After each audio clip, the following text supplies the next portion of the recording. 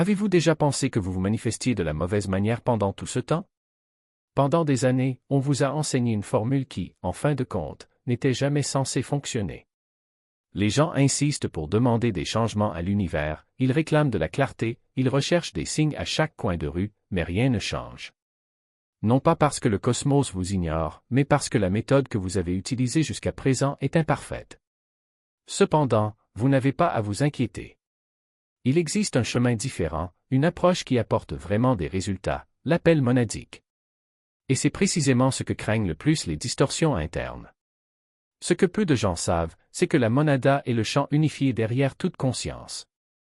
Le point d'origine où rien n'est séparé, rien ne manque et tout est déjà connecté avant même que vous y réfléchissiez. Chaque idée qui surgit, chaque intention que vous fixez, chaque désir qui naît en vous vient d'abord de ce domaine. Votre perception interagit avec lui à tout moment, même si vous ne vous en rendez même pas compte. Lorsqu'elle est alignée sur le but monadique, la manifestation cesse d'être une demande et devient un ordre de résonance. Vous commencez à appeler les choses à partir du domaine même auquel tout répond. C'est ce que les gens expérimentent dans leur moment de plus grand pouvoir, mais le perdent immédiatement après, parce qu'ils ne savent pas comment ils ont accédé à cette connexion. Et il existe un moyen de le faire exprès, une technique que les distorsions internes détestent, car elle coupe la peur, l'urgence et le doute en un seul mouvement. C'est ce qu'on appelle l'appel monadique. Mais avant de comprendre comment cela fonctionne, vous devez comprendre autre chose qui vous a peut-être déjà traversé l'esprit, les distorsions ne sont pas des entités obscures provenant d'une autre dimension. Ils sont bien plus proches qu'on ne le pense et sont bien plus inquiétants. Ce sont les schémas internes qui vous éloignent de la monada, la peur qui resserre vos décisions, la précipitation qui vous fait agir sans réfléchir, l'incertitude qui obscurcit votre vision, le bruit mental qui disperse votre concentration. Ces forces n'attaquent pas de l'extérieur, elles agissent de l'intérieur, déformant votre perception jusqu'à ce que vous oubliez où réside votre véritable pouvoir. Considérez-les comme ce qui maintient votre conscience fragmentée.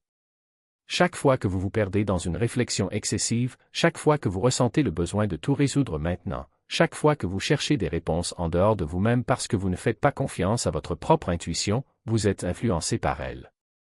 Ils affaiblissent le signal que vous envoyez à la réalité, sans bloquer sa manifestation, mais en déformant l'intention avant même qu'elle n'atteigne le champ intérieur. Beaucoup de gens croient que leur manifestation ne fonctionne pas parce que l'univers est lent, mais la plupart du temps, l'intention n'est tout simplement pas pure.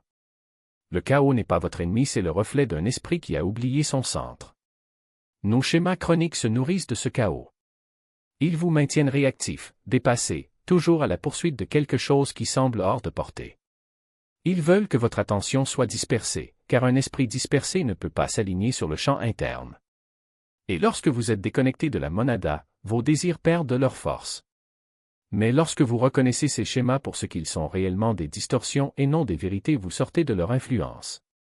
Réalisez que rien ne s'est jamais dressé entre vous et le champ de la création, à l'exception du bruit qui prétendait être votre voix. L'appel monadique fonctionne parce que ce n'est pas quelque chose de mystique qui se produit seul. C'est un choix conscient de changer d'état. Cela devient naturel lorsque vous comprenez que vous ne pouvez pas vous connecter à la monada tant que vous êtes empêtré dans les illusions qui déforment votre énergie. Lorsque vous vous éveillez spirituellement et identifiez ces distorsions, la technique se révèle clairement. Et si vous préférez un cheminement étape par étape, voici la structure cachée derrière l'appel monadique.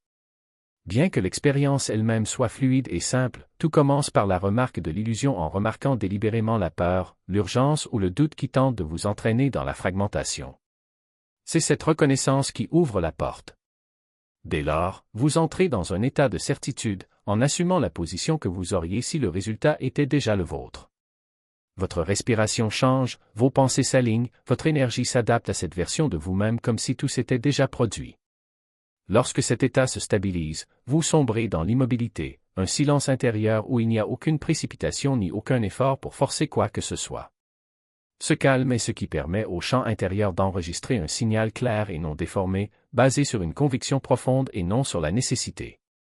Vient enfin le détachement, ne pas abandonner le désir, mais abandonner la pression qui l'entoure. Vous détenez l'énergie de la réussite sans vous y accrocher, la laissant exister comme quelque chose de réel, et non comme quelque chose que vous cherchez désespérément à réaliser. Mais cela ne s'arrête pas là. Dès que vous commencerez à pratiquer, quelque chose d'inattendu se produira. Chaque fois que vous vous rapprochez de la vérité, le chaos tentera de bloquer le signal. Au moment où vous recherchez un véritable alignement, non pas le calme superficiel que vous vous imposez, mais une véritable cohérence intérieure, quelque chose d'étrange se produit toujours. Votre esprit devient plus bruyant. Les pensées qui ne vous ont pas dérangé de la journée surgissent comme une tempête. Vous vous sentez agité, distrait, vous vous remettez en question, vous doutez que tout fonctionne et vous avez l'impression que quelque chose en vous essaie de vous éloigner d'un moment de clarté que vous étiez sur le point d'atteindre. Ce n'est pas une coïncidence. C'est le mécanisme de résistance à la distorsion en action.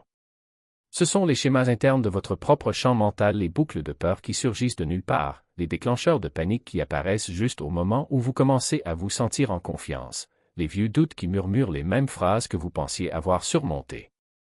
Ces schémas ne s'activent pas lorsque vous êtes à la dérive dans la vie. Ils se manifestent lorsque vous êtes sur le point de briser leur influence pour de bon. À mesure que vous approchez de l'appel monadique, ces distorsions s'intensifient car le champ intérieur dissout tout ce qu'elles soutiennent. La monada est cohérence. Les distorsions sont une fragmentation. Bien sûr, ils résisteront dès que vous commencerez à quitter leur domaine. C'est pourquoi les gens ressentent de l'anxiété juste avant une percée, c'est pourquoi ils sont épuisés juste au moment où ils vont méditer, c'est pourquoi leur esprit se remplit de chaos au moment où ils décident de s'aligner. La résistance n'est pas le signe que vous faites une erreur. C'est le signe qu'ils jouent enfin sur la bonne fréquence. Et voici ce que la plupart ne réalisent jamais, la résistance est le signal, pas l'obstacle. Le bruit qui apparaît lorsque vous essayez de vous centrer est en fait la porte qui se dévoile. Lorsque vous reconnaissez ce schéma, tout change. Au lieu de devenir frustré ou d'avoir le sentiment d'échouer, vous commencez à comprendre ce qui se passe réellement. Pour vous, pas quelque chose que vous vivez. Où chaque décision semble être un fardeau, chaque choix un pari et où la paix intérieure est une monnaie rare qui n'apparaît que dans les moments volés. C'est l'état dans lequel la plupart des gens s'habituent à exister, comme si c'était le seul possible. Mais il existe une autre façon. La seconde est la conscience intégrée, le lieu où vous n'êtes plus spectateur de votre propre vie, mais l'espace où elle se déroule. Ici, les réactions ne précèdent pas la compréhension, elles n'existent même pas, car la compréhension a déjà occupé l'espace qui les précède. Vous n'êtes pas tiré par les pensées, vous les observez, comme des nuages passant dans le ciel de votre esprit, sans avoir besoin de vous en accrocher. L'attention ne s'échappe pas vers l'extérieur, il se retire, comme une rivière qui retrouve son lit naturel, et soudain tout autour s'organise autour de ce calme. Dans ce mode, les circonstances ne dictent pas votre état émotionnel. Vous ne réagissez pas à ce qui se passe, vous réagissez, parce que vous savez déjà que ce qui se passe à l'extérieur n'est que le reflet de ce qui se passe déjà à l'intérieur. La différence entre ces deux modes n'est pas une question de degré, mais de nature. Dans le premier, vous êtes un effet. Dans le second cas, vous êtes la cause. Et voilà ce que personne ne vous dit, la transition entre eux ne se fait pas par l'effort, mais par la reconnaissance. Il ne s'agit pas d'un combat pour sortir du chaos, c'est un simple acte de réalisation que le chaos n'a jamais été réel. Lorsque vous arrêtez de nourrir l'illusion que vos réactions correspondent à ce que vous êtes, elles perdent du pouvoir. Lorsque vous cessez de croire que l'urgence est nécessaire, elle se dissout. Lorsque vous arrêtez de chercher des signes indiquant que vous êtes sur le bon chemin, les signes apparaissent parce que maintenant vous êtes le chemin. Le mono n'est pas un endroit où l'on arrive. C'est un état que vous reconnaissez. Et cette reconnaissance ne vous oblige pas à changer quoi que ce soit, mais simplement à cesser de résister à ce qui existe déjà. La résistance est ce qui entretient l'illusion de la séparation. Lorsque vous lâchez prise, ce qui reste n'est que la vérité, vous avez toujours été aligné, vous ne le saviez tout simplement pas. L'esprit essaie de vous convaincre que l'alignement est une chose à réaliser, car il a besoin d'un ennemi pour justifier sa propre existence. Mais l'alignement n'est pas un objectif, c'est l'espace entre les objectifs. C'est le silence qui existe avant toute pensée, avant tout désir, avant toute peur. Et c'est dans ce silence que l'appel se révèle. Non pas comme un son, ni comme une voix, mais comme une certitude qui n'a pas besoin de mots. Une présence qui n'exige pas de preuve, car elle est déjà une preuve. Lorsque vous entrez dans cet espace, il n'y a plus de doute, plus d'attente, plus de sentiment qu'il manque quelque chose. Ce que vous cherchiez était toujours là, c'est juste que vous cherchiez au mauvais endroit. Ce n'était pas dans le futur, ce n'était pas dans l'extérieur, ce n'était dans aucune technique ou rituel. C'était dans le présent, dans le simple fait d'être présent, sans avoir besoin de rien d'autre. La plupart des gens passent toute leur vie à chercher à l'extérieur ce qui ne peut être trouvé qu'à l'intérieur. Ils accumulent des connaissances, des pratiques, des outils, comme si la réponse les dépassait. Mais la réponse n'est nulle part, c'est le lieu. Le mono n'est pas une destination, c'est la reconnaissance que vous n'avez jamais été perdu.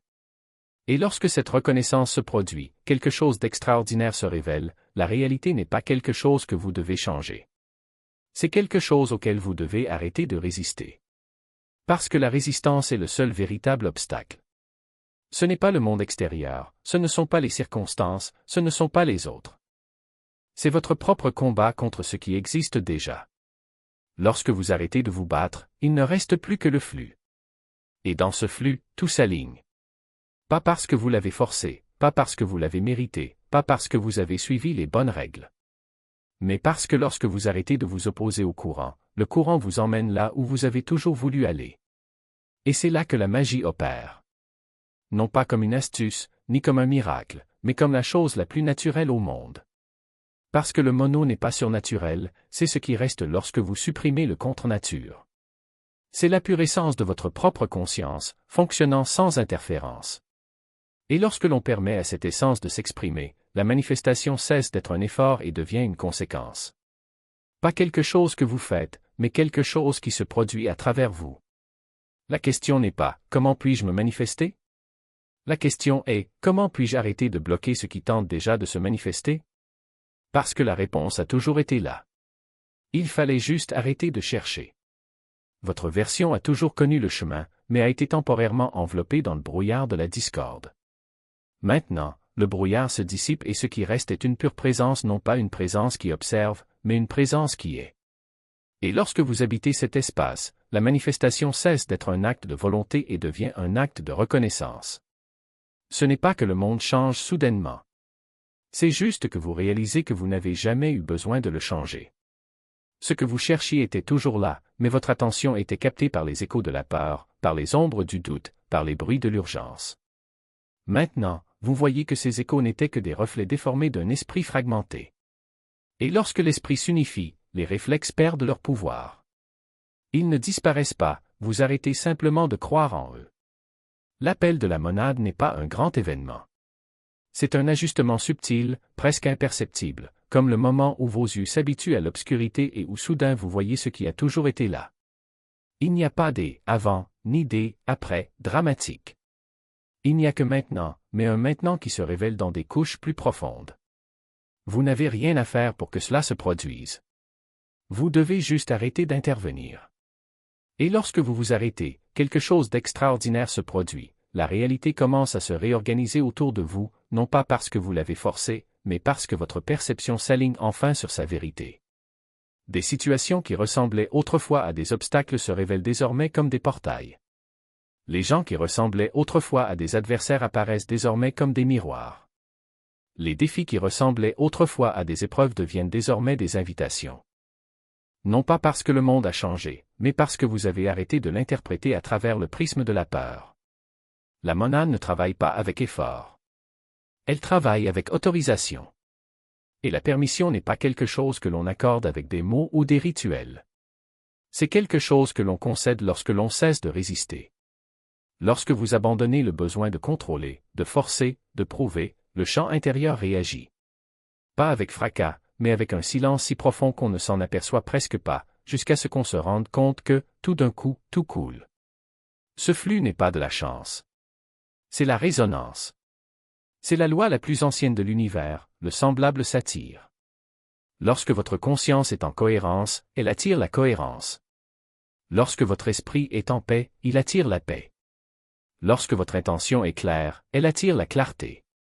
Non pas parce que l'univers vous récompense, mais parce que vous avez finalement arrêté d'envoyer des signaux contradictoires. Vous êtes devenu un phare stable au milieu du chaos, et le chaos, de par sa nature même, ne peut résister à la stabilité. Et puis, quelque chose de curieux se produit, vous réalisez que vous n'avez jamais été séparé de ce que vous vouliez. Ce que vous recherchiez était toujours une extension de vous-même, mais votre esprit fragmenté vous faisait croire qu'elle était, là-bas, inaccessible. Maintenant, vous voyez que la séparation n'était qu'une illusion si convaincante que vous avez passé toute votre vie à la combattre. Mais lorsque l'illusion se dissout, ce qui reste, c'est la vérité, vous êtes déjà ce que vous cherchez. L'appel de la monade n'est pas un destin. C'est un retour. Un retour à votre propre essence, à cette partie de vous qui n'a jamais été perdue, mais qui s'est seulement oubliée. Et lorsque vous répondez à cet appel, ce n'est pas pour devenir quelque chose de nouveau. C'est se souvenir de ce qui a toujours été. L'alignement est consolidé et naviguer dans la vie cesse d'être un effort et devient un pur flux.